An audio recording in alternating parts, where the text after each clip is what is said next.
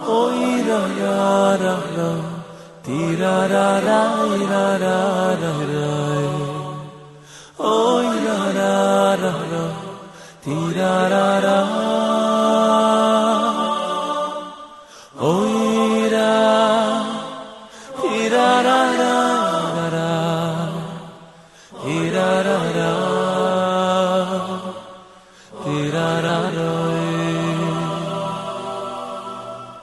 Oy ra ra ra ra, ti ra ra ra ra ra ra. Oy ra ra ra ra, ti ra ra ra. Oy ra, ti ra ra ra. One of the greatest Jewish sages in our history was a man named Rabbi Yehoshua ben Chananya, Joshua the son of Chananya. He was a Levite who still sung at the time of the second Beis Hamikdash, the second temple. The Leviim, as you know, the Levites would hold a daily concerto in the Beis Hamikdash in the temple, and Rabbi Yehoshua ben Chananya was one of the Meshorim. He was one of the Levites who was part of the daily musical concert. He was considered a legendary scholar, a philosopher, an astronomer, a brilliant debater. He watched the temple go up in flames on the 9th day of the month of Av, on Tishah B'Av. He was one of the students of the great leader Rabbi Yochanan ben Zakkai, who actually carried him out of Jerusalem when the zealots would not allow any negotiations with the Romans. And Rabbi Yochanan ben Zakkai was carried out as a corpse from the capital of Jerusalem, where he would ultimately meet Vespasian, the general who would later become the Caesar, who's under his authority Jerusalem was destroyed, the temple was plundered, the Jews were massacred. And Rabbi Yochanan ben Zakkai struck some deal with Vespasian to leave Yavne, to spear Yavne and its sages, not to destroy the place of the yeshivas of the Talmudic Rabbinical Academy.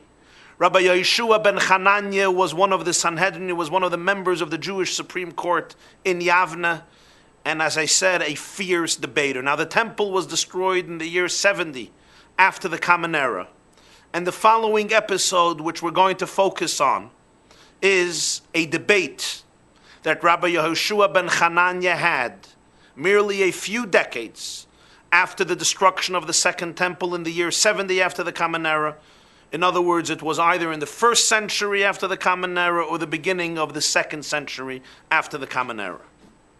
One of the centers of philosophy and wisdom at the time, one of the greatest centers, was the capital of Greece, Athens.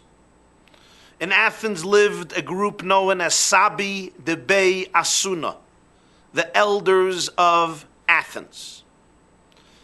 They were not very fond of the Roman Empire. Greece used to be the military and philosophical capital of the world. The Romans, of course, now controlled the entire Middle East, including the land of Israel, including the country of Greece. But the Sabi de Beasuna sat in their mansions and philosophized in the traditions of the great Greek philosophers. And so the Talmud, in Tractate Bechoros, Daf Ches, page 8, shares with us a stunning debate that takes place between the Jewish representative Rabbi Yehoshua, the son of Chananya, and the 70 elders of Athens, the capital of Greece. Rabbi Yehoshua represents Jewish faith, tradition, and the elders of Athens represent the ideas of the great Greek philosophers. What's fascinating about the debate is it's all conducted in riddles.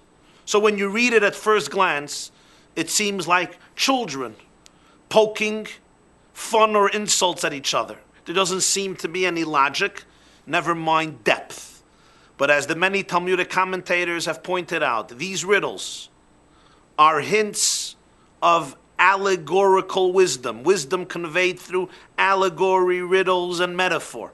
And essentially the debates deal with some very existential dilemmas. They deal with questions like creation, purpose, destiny, hope, faith, morality, ethics, redemption, eternity, life after death, and the great issues that have plagued mankind and human civilizations from beginning of time. Just to give you a few examples of the debates, at first glance they seem ridiculous. The elders of Athens ask Rabbi Yehoshua ben Chananya, they say, tell us, if a chick dies before it was hatched, while it was still in the egg, from where does the soul go out? The egg is sealed from all sides and it dies. How does its soul go out? So Rabbi Yehoshua answered, the same place from where it went in. Then they asked him, if salt is getting spoiled, how do you preserve it? So he told them, you preserve it with the afterbirth of a mule. The sack that comes out after a mule, the afterbirth of a mule, you engulf the salt with that and it stays fresh. It doesn't rot. So they asked him, a mule has an afterbirth. A mule doesn't give birth. So he said, and does salt spoil? And that is how he defeats them. And many arguments on a similar level. One argument there is, they ask him, how do you harvest, how do you reap rows of knives that are growing in the orchard or in the field? What do you use to harvest them? So Rabbi Yehoshua ben Chananya says, you use the horns of a donkey. Karna de chamra, the horn of a donkey. So they tell him, does a donkey have horns? So he responds, do knives grow in rows? Right after that comes this debate. And this we're going to read inside. Bring up source number 1. Right below the video you have a PDF curriculum. You can open it up. Source number 1, Masechta Bechoros Daf Ches Amud Beis. Aisule Trei Beya. The elders of Athens brought out 2 eggs. And they show it to the Jewish sage Rabbi Yehoshua ben Chananya. Amrule, they said to him, Hey dezaksa uchmasi, vehei dezaksa chivrasi. Which egg came from a black hen, and which egg came from a white hen?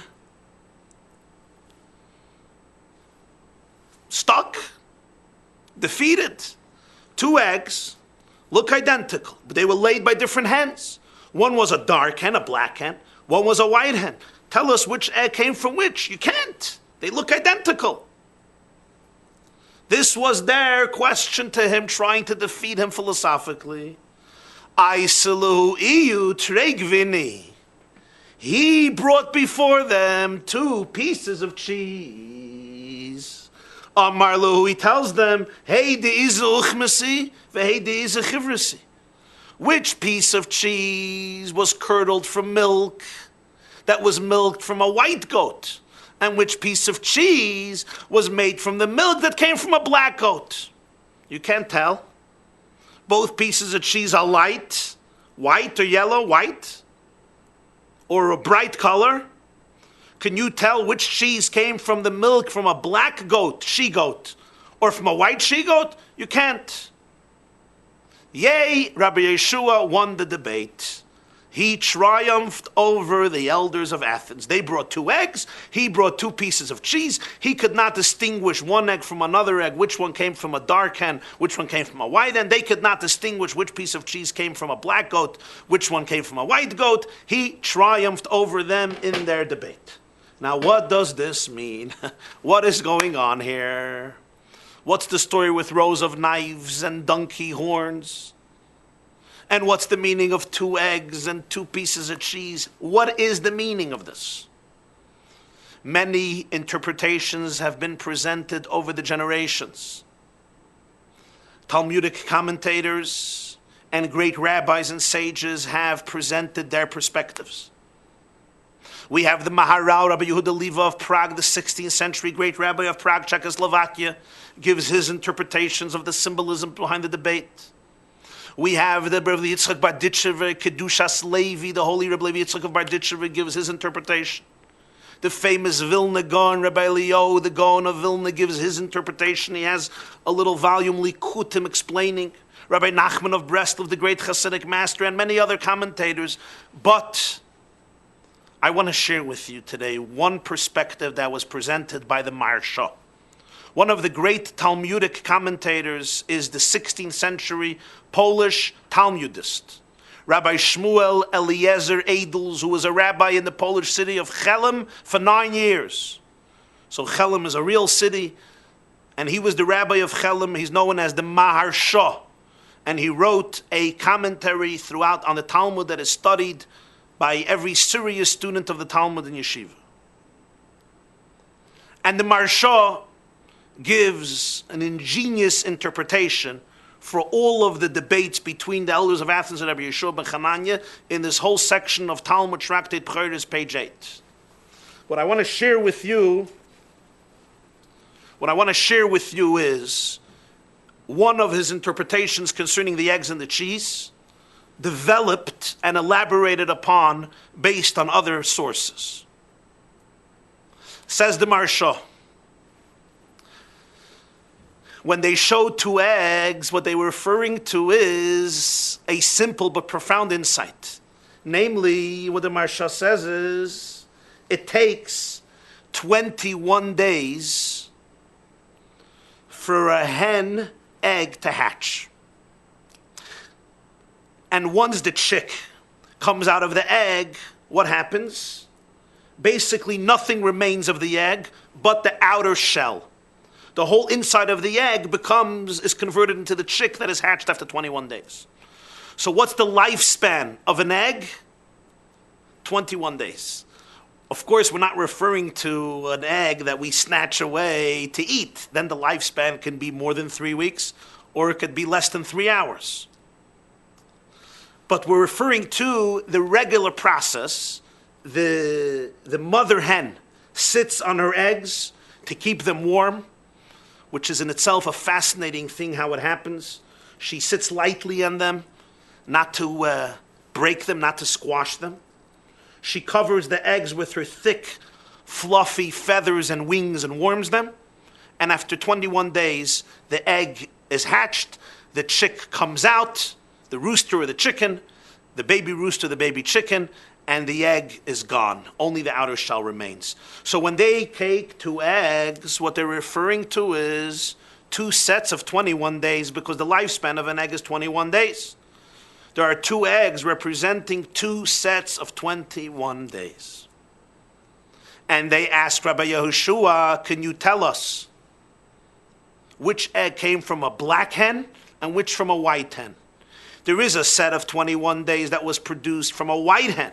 There's another set of 3 weeks that was produced from a black hen. You tell us which one comes from which. You cannot, because they're indistinguishable from each other. We win the debate. What is their question? Do you understand? There are 2 sets of 21 days in the Jewish calendar. There are 2 eggs in the Jewish calendar.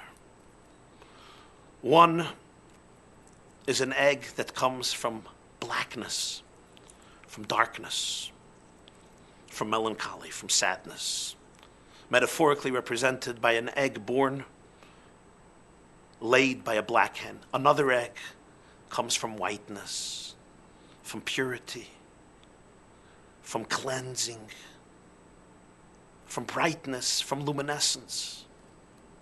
What are the 2 sets of 21 days in the Jewish calendar, you say? 21 days are 3 weeks. We have the 3 weeks beginning with the 17th of Tammuz, culminating on the 9th day of the month of Shiva Asar B'Tammuz till Tishah B'Av, known as Bein HaMitzarim, the Drei Wochen, the 3 weeks. Those are the 3 weeks of pain and tragedy and destruction. On the 17th of Tammuz, the walls of Jerusalem were breached, and for the next 3 weeks, the enemy came and destroyed and massacred and plundered the holy city until on the 9th of Av, the house of God, the Beit HaMikdash, went up in flames, and hence the 9th of Av is the saddest day in the Jewish calendar, the day of fasting by night and by day, the day of mourning. When we read the book of Exile, Lamentations, we say the kinois, the poems and the liturgy lamenting the destruction and the exile that followed the destruction of the temple on the 9th of Av. Those are the 21 days, the 3 weeks of the egg that came from a black hen. But there are another set of 21 days, beginning on the first day of Tishrei, Rosh Hashanah, continuing till the 21st day of Tishrei, which is Hoshana Rabbah. That includes the holiday of Rosh Hashanah, the 10 days of repentance, the holiday of Yom Kippur, the holiday of Sukkot. Those are the 21 days that are born from a white hen. Those are days of cleansing. Rosh Hashanah, the Jewish soul is renewed. Yom Kippur, the Jewish soul is cleansed and whitened and purified. Sukkot, the Jewish soul celebrates. Hoshana Rabbah is the last day of judgment, the Gmar Tov. We wish a gute kvittel. It's the day of the sealing of the judgment of the year for a good and happy and healthy year, a good destiny for the year. That's Hoshana Rabbah. That's the egg that's born. I don't know what's going to be left from these eggs, but don't get too hungry. That's the 21 days that are born from a white hen. But the two are indistinguishable from each other. You can't recognize this egg from this egg. They're both the same 21 days. And what the Greeks were saying is, look at history, look at life. Evil is as potent as good. Tragedy is as potent as joy. Darkness is as powerful as light. Gloom is as ferocious as happiness. You don't even have an extra day of your days of happiness and positivity to outnumber your days of tragedy and despair. Isn't this the great one of the traditions in Greek philosophy? It's all random. Suffering is as powerful as anything else in the world. It's 50-50, 21 days of joy, 21 days of tragedy. They're both on an equal scale. There's no power to goodness, to life, to celebration, to cleansing over the darkness of life, over the tragedy of life. They both share the same might in the world. That's one message the Greeks are conveying through the white two eggs. You can't distinguish one from the other. The second message conveyed in this is yet more. The great future and destiny and hope of the Jewish people have come to a tragic end. Yes, you have once prided yourself with Rosh Hashanah, Yom Kippur, Sukkot, and everything they represent. Those were your 21 days that came from the white hen. But you know very well that these 21 days have been canceled out, and quite dramatically, by 21 days of destruction. That nation that came out of Egypt through miracles and wonders, that saw the splitting of the Red Sea, that observed God face to face at the Mount of Sinai, that were sheltered by Sukkot in the clouds of glory throughout their 40-year trek in the desert, that history is now gone. You have now no independence, no temple, no national sovereignty, no political autonomy, no commonwealth, no country, no homeland. Your people were slaughtered and massacred. The survivors were sold as slaves. Your end is near. Yes, you once had an egg that came from a white hen, but now your egg came from a black hen, and it canceled out and had metamorphosized Jewish history, that great and bright nation that gave so much to civilization and the world. The end has come. Rome has now conquered the world. Rome has taken over the land. Rome changed the name from Judea to Palestine, even tried to change the name of Yerushalayim, although that didn't work. The future is Rome. All the roads are leading to Rome. There's no future to Jews. There's no future to Judaism. There's no future to Torah. The 21 days of despair canceled out the 21 days of Jewish joy, of Jewish celebration. Isn't this a powerful question? Isn't this a powerful dilemma? Rabbi Yehoshua ben Chananya did not falter, did not acquiesce. He proved them wrong. How? Through his pieces of cheese. He showed them 2 pieces of cheese. One cheese came from a black goat, from the milk of a black goat. One's from a white goat, but they were both white.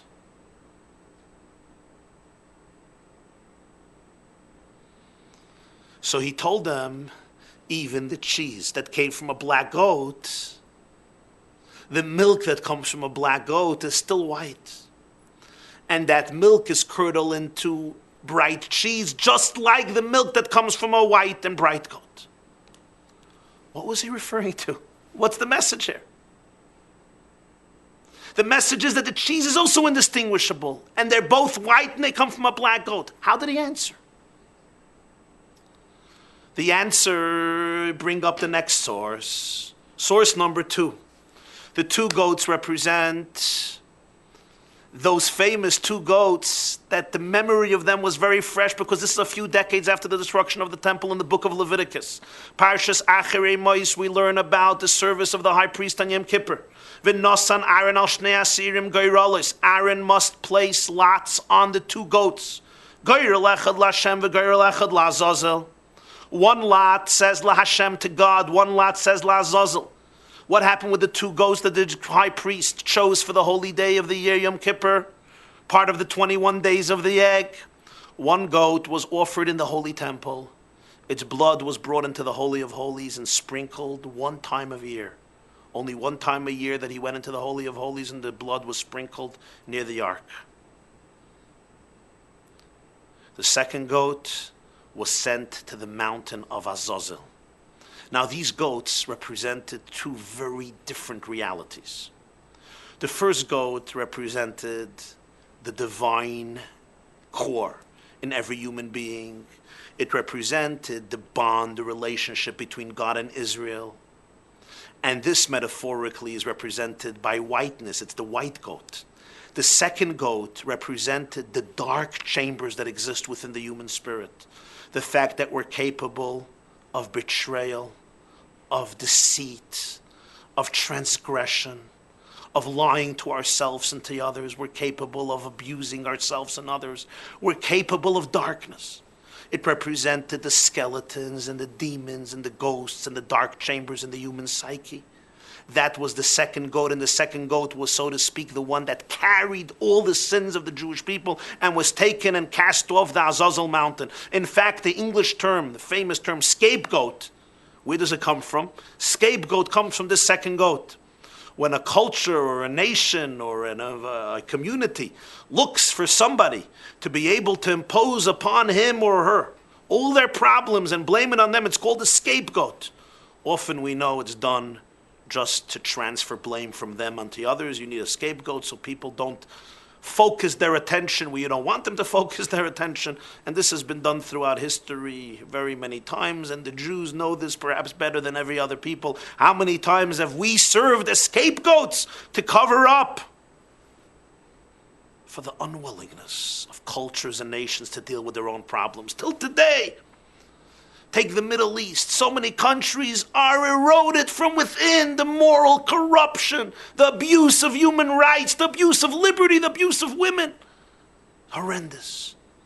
But as long as you can blame Israel for your problems and your dilemmas, you will look better. In our countries, there's only majesty and moral beauty and whiteness. The Jews are guilty.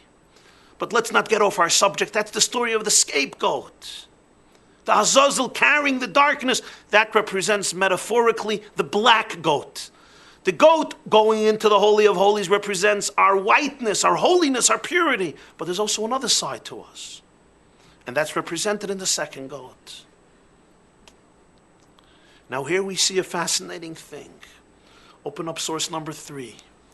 The Mishnah tells us in Tractate Shabbos, chapter 9, Minayin shekoishrin loshen shel zahiris b'doish soyer amishtalech. The one who would take the second goat, the black goat, metaphorically speaking. It wasn't necessarily black, but metaphorically, the dark goat, or the goat carrying our darkness. He would tie a string of red, a scarlet red string, on the head of the goat. Shenemar im yiyu chataeichem kashanim kashela gelbinu. In fact, he would tear the string of red. Half of it he would tie onto the head of the goat. The other half he would leave on the top of the mountain on a rock. And when the goat was cast, the string was transformed. The color red turned white. Shenemar, the Torah said, the verse says in Isaiah, Yeshaya, im yiyu chatechem kashanim kashela gelbinu. If your sins will be as scarlet red, they will become as white as snow. What's the message here? The message is that the black goat that goes to Azazel also produces white cheese, just as the first goat that goes into the Holy of Holies is considered a white and luminescent and bright goat. The second goat, which carries the negative attributes of the Jewish people, also produces whiteness. Its string also becomes white. Its purpose was not to wallow in the darkness. Its purpose was to transform the darkness into light. The second goat as well. Now we can understand what Rabbi Yehoshua ben Chananya was telling the elders of Athens when he addressed these goats, when he took these two pieces of cheese. And he showed it to them and he says, can you distinguish which one comes from a white goat, which one comes from a black goat? What was he saying? He was telling them, look at this. These two goats are opposite. One goat is an expression of our positive relationship with God. One goat is an expression of our distance. One goat is an expression of our ability to enter into the Holy of Holies. The other goat is an expression of the darker side of our personality, which can take us to the abyss, like the second goat, which ends up in the abyss. It's cast down a steep mountain. Isn't that what many of us do to ourselves? We throw ourselves off the towers of moral heights into the dark chambers of divisiveness, of friction, of darkness, of all forms of falsehood, subtly or dense, concrete. And yet, white cheese comes from both. How can white cheese come from the black goat? I understand white cheese can come from a white goat. Why do you have white cheese from the black goat? And the answer is because even the darker side of life, even the downers that we experience, they're not fun, they're not pure. But the ultimate objective of why we are allowed to make mistakes and why we are allowed to fall and why we are allowed to stumble is only so that it ultimately produces white cheese to deepen our humanness, to deepen our souls, to deepen our relationship with God. Even a black goat ultimately can be converted and is capable of producing white cheese.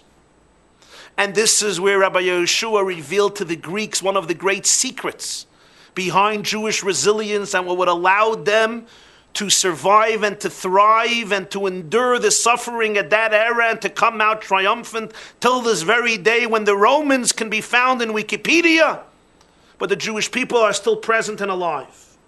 Just as the cheese that comes from black goats is as white as the cheese that comes from white goats, and you can't distinguish between the two, so too, the Jewish people saw the darkness in the world and the pain and the suffering in the world, even the destruction of the temple and the black 3 weeks that were created as a result of destruction of the temple. They didn't see it as random pain and meaningless suffering and just bad fate and evil dominating the world.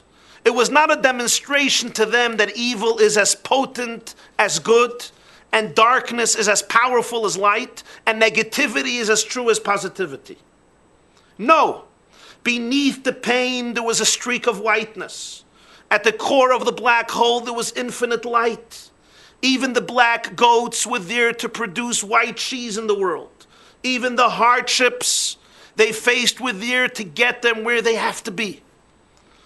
On a personal level too.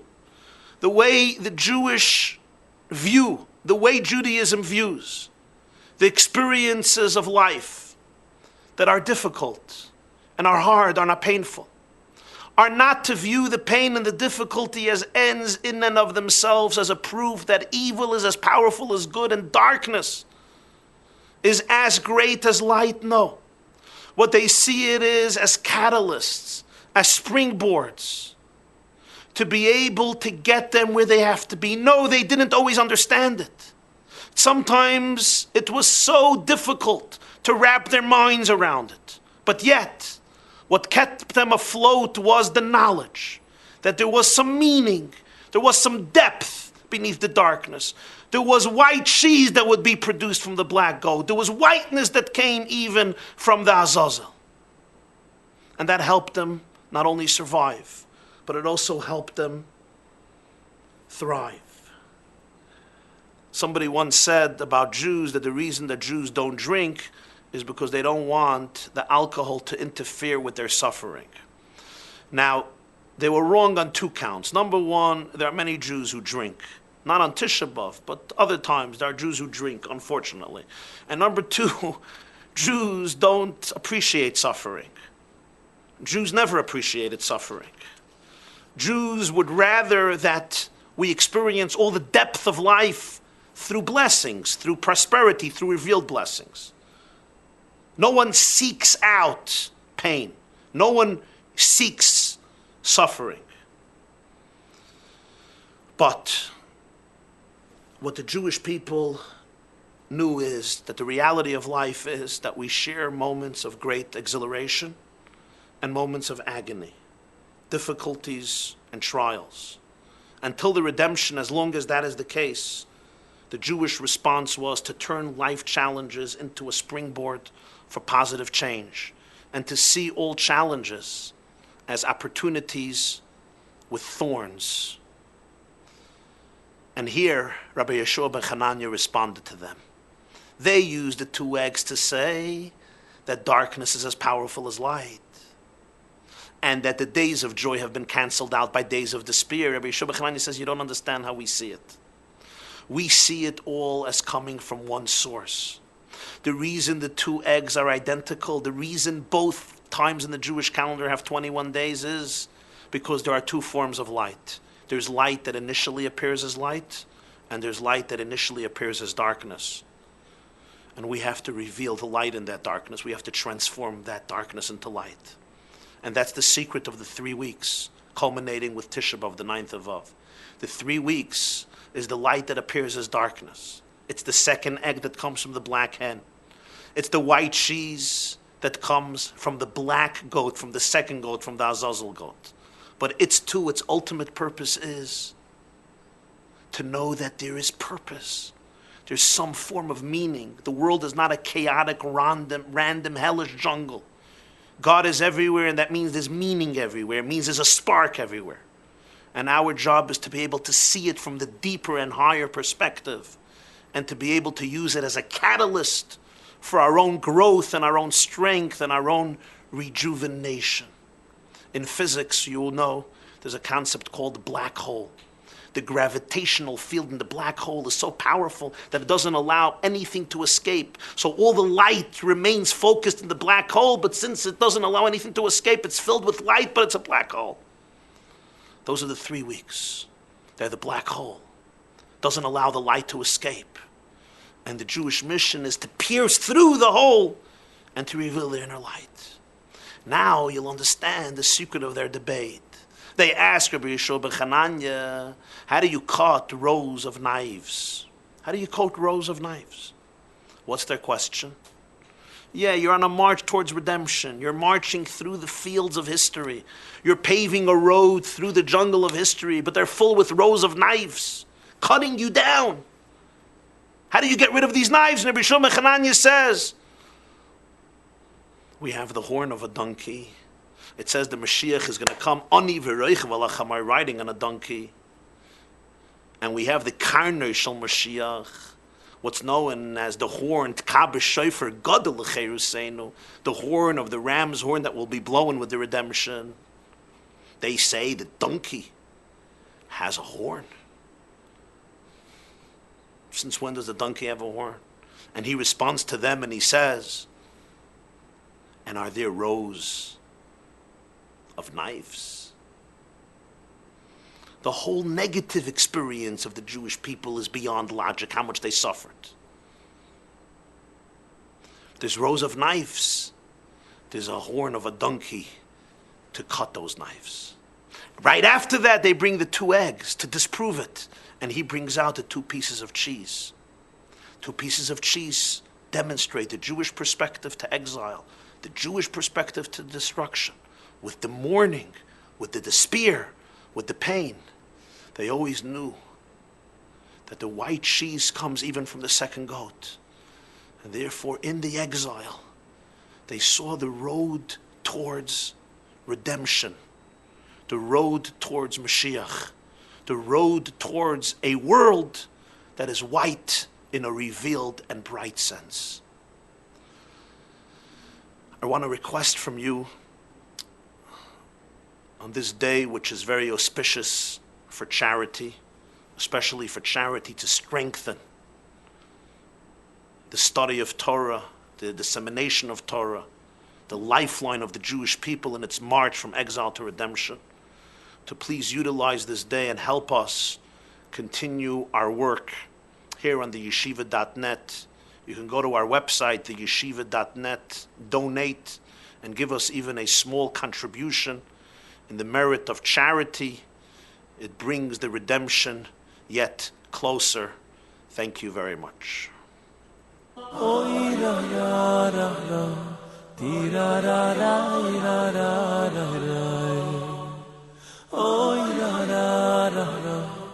Da da